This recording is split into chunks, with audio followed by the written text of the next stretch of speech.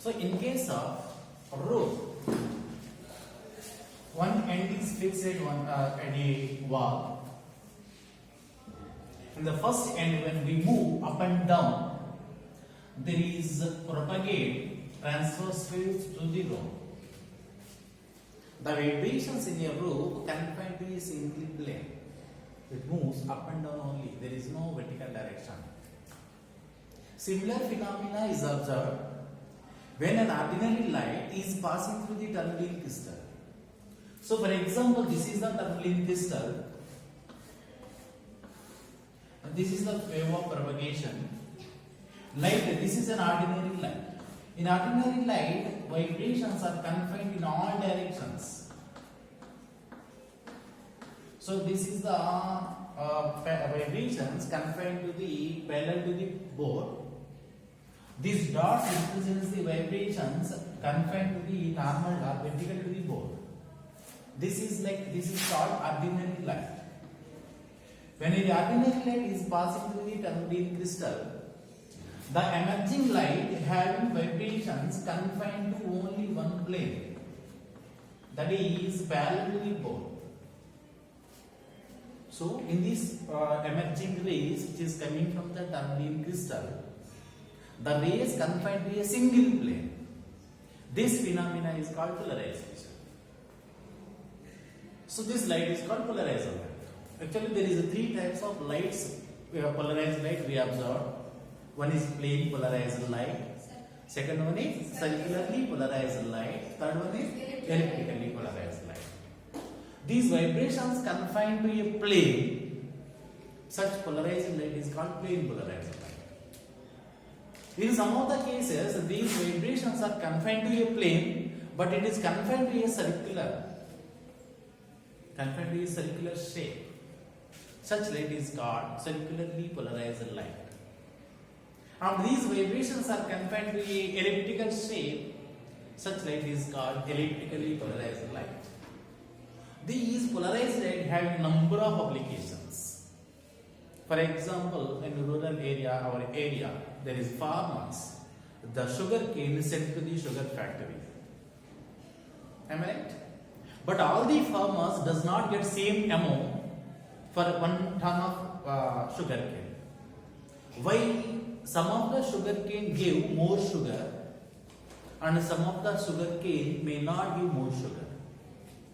So the factory outlet, factory dealer or maybe factory owner does not give same amount to all the farmers.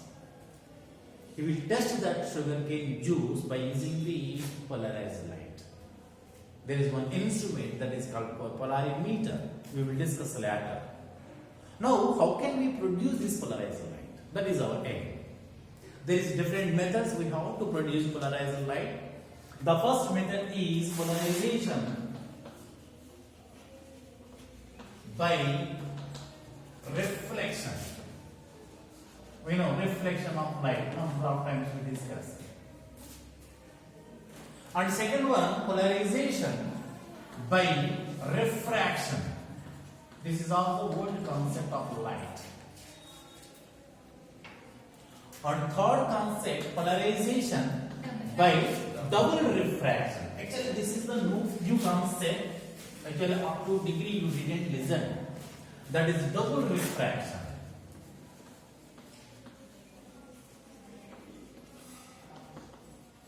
And one more method is there, that is polarization by scattering. Scattering of light. And of course, one more method, that is selective absorption.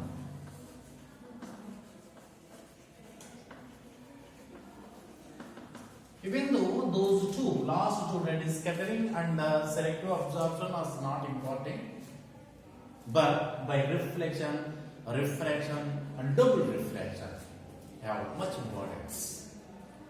So one of the simplest method to produce polarized light is polarization by reflection.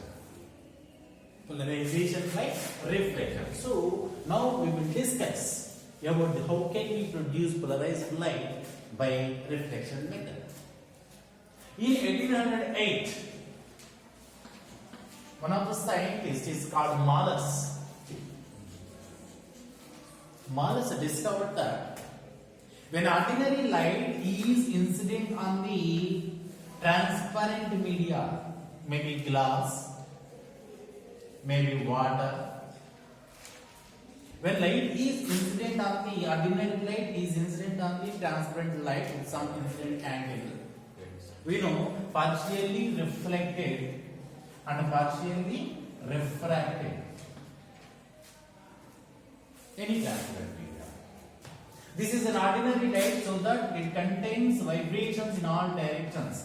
That is arrow mass that is confined to the parallel to the plane of board, and dots that is normal to the plane of incidence or plane of board. Then what happens? There is partially reflected and partially refracted. Malus discovered that the way the light is reflected from the transparent material is partially polarized light. Is partially polarized light. That is first discovered by Malus. In 1811, Brewster done number of experiments on this polarization at various materials at various angles. When this angle of incidence, what is angle of incidence? When we draw a normal here, this is incident angle is called angle of incidence. This angle of incidence changes, the percentage of polarized light also increases or maybe changes. Where some of the angle of incidence, that is called P, that is angle of polarization, the reflected light is totally polarized light. The reflected light is totally polarized. Yet some of the angle of incidence, that is maybe taken as P. So, in which what contribution we have in this reflected light? There is only arrow mass will be observed, or maybe in some of those it may be seen as only dots, whatever it is. This is what is happening here. So these are only dots. These are only dots whose vibrations are parallel to the plane of incidence. Parallel to the plane of incidence. These vibrations are only confined to one plane. So this is called polarized light. What about refraction? So remaining arrows will pass through the as refraction, including some of the dots. So the reflected light is completely polarized light, but the refraction of light is not completely polarized, but this is also partially polarized. So the angle of incidence where the reflected light is completely polarized light is called angle of polarization. Angle of polarization. P is called angle of polarization. When we incident light at any transparent media with angle of polarization, the reflected light is completely polarized light.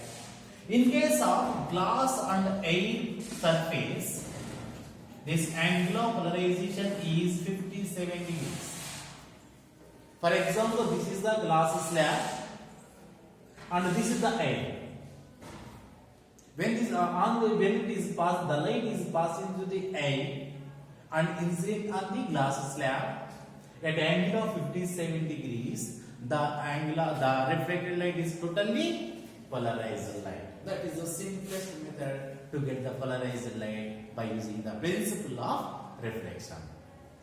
So, but some relation is there with the refractive index of the material and the angle of incidence, that is angle of polarization, that is given by Brewster. That is called Brewster law.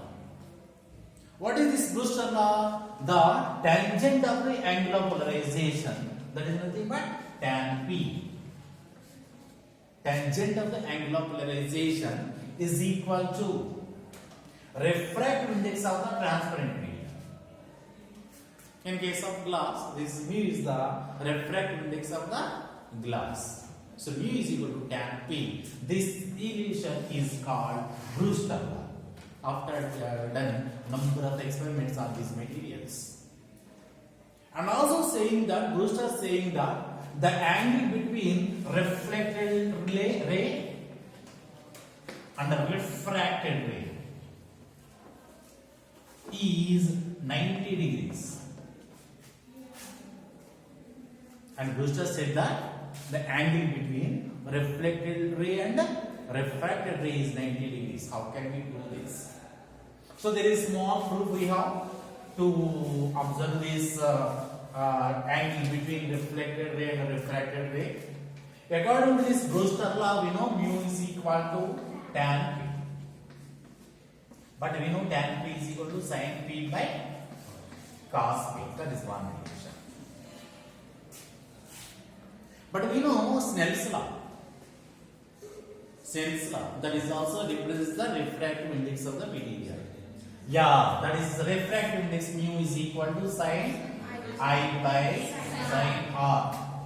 We know I is the angle of incidence, R is the angle of refraction. So this is angle of refraction. We know at angle of polarization, the angle of incidence I is equal to P. So this I is replaced by P. That is make equation 2. We know which equation 1 and 2 because those two are refractive index of the same material. So that sin P by cos P is equal to sin P by sin R. Where sin P cancel, that is cos P is equal to sin R. And this cos P can be written as sin 90 minus P, am I right? Because sin 90 minus theta is equal to cos theta. This is also sin, this is also sin. So that 90 minus P is equal to R. And minus P the side, R plus P is equal to 90 degrees. What is R? Angle of refraction. What is P? Angle of incidence. So this is a straight line, you know. This and this is equal to 90 degrees. So that this is also 90 degrees. Because the total angle in this place is 180. So the reflected ray and the refracted ray makes an angle of 90 degrees. So this is one of the important principles to know the angle of polarization.